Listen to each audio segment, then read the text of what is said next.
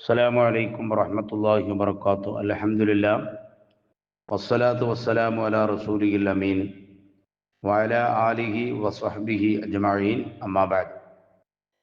മറവിയും ബലാത്കാരവും നോമ്പ് നഷ്ടമാകുന്ന പ്രവർത്തികൾ മറന്നുകൊണ്ടോ ബലാത്കാരത്തിന് വിധേയമായോ ചെയ്താൽ നോമ്പിന് കുഴപ്പമില്ലെന്നാണ് നിയമം. അഥവാ മറന്നുകൊണ്ട് വല്ലതും ഭുജിക്കുകയോ പാനം ചെയ്യുകയോ ചെയ്താലും തൻ്റെ വ്രതം പൂർണ്ണമാക്കുകയാണ് ചെയ്യേണ്ടത്.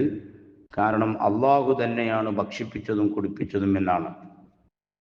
ശുദ്ധ ഹദീസിൽ കാണാം, മൻ അക്കല നാസിയൻ വഹുവ സായിമുൻ ഫൽയുത്തിമ്മ സൗമഹു ഫഇന്നമാ അത്അമഹു അല്ലാഹു വസഖാഹു. ഒരാൾ നോമ്പുകാരനായി മറന്നുകൊണ്ട് ഭക്ഷിച്ചാൽ അവൻ്റെ നോമ്പിനെ അവൻ പൂർത്തീകരിച്ചു കൊള്ളട്ടെ. കാരണം അള്ളാഹുവാണ് അവനെ ഭക്ഷിപ്പിച്ചതും അതുപോലെ തന്നെ കുടിപ്പിച്ചതും. ഈ ആശയം കുറച്ചുകൂടി വ്യക്തമാക്കുന്ന വേറെയും ഹദീസുകൾ കാണാം. മറന്നുകൊണ്ട് തിന്നുകയോ കുടിക്കുകയോ ചെയ്തവൻ്റെ നോമ്പ് മുറിയുന്നതല്ല. കാരണം അവന് അള്ളാഹു നൽകിയ ഭക്ഷണമാണ് അവൻ ഭക്ഷിച്ചത്.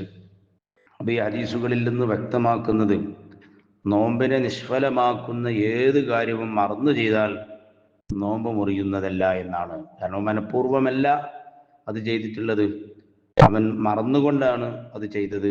അതാണ് അതിൻ്റെ പ്രധാനമായിട്ട് അതിൻ്റെ കാരണം പറഞ്ഞത്. അതുപോലെ തന്നെ സംസർഗവും ഇതിൽ പെടുന്നതാണ്. ഇങ്ങനെ മറന്ന് ചെയ്തവന് പിന്നീട് ആ നോമ്പ് വീട്ടേണ്ടതുമില്ല. സംയോഗം ചെയ്തു പോയതാണെങ്കിൽ പ്രായശ്ചിത്തവും ആവശ്യമില്ല.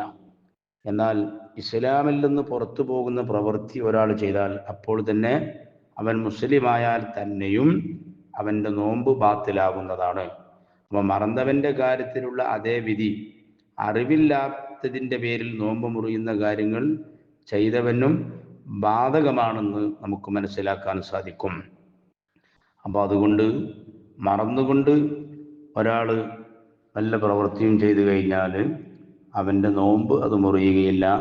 മറിച്ച് അവൻ്റെ നോമ്പിനെ അവൻ പൂർത്തിയാക്കി വീട്ടുകയാണ് വേണ്ടത് എന്ന് കർമ്മശാസ്ത്ര പണ്ഡിതന്മാർ നമ്മെ പഠിപ്പിക്കുന്നുണ്ട്.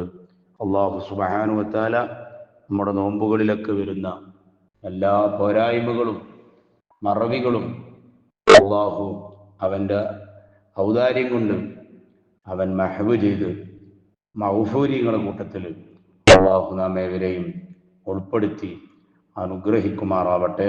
വാഖിറു ദഅവാനാ അൽഹംദുലില്ലാഹി റബ്ബിൽ ആലമീൻ. അസ്സലാമു അലൈക്കും വറഹ്മത്തുള്ളാഹി.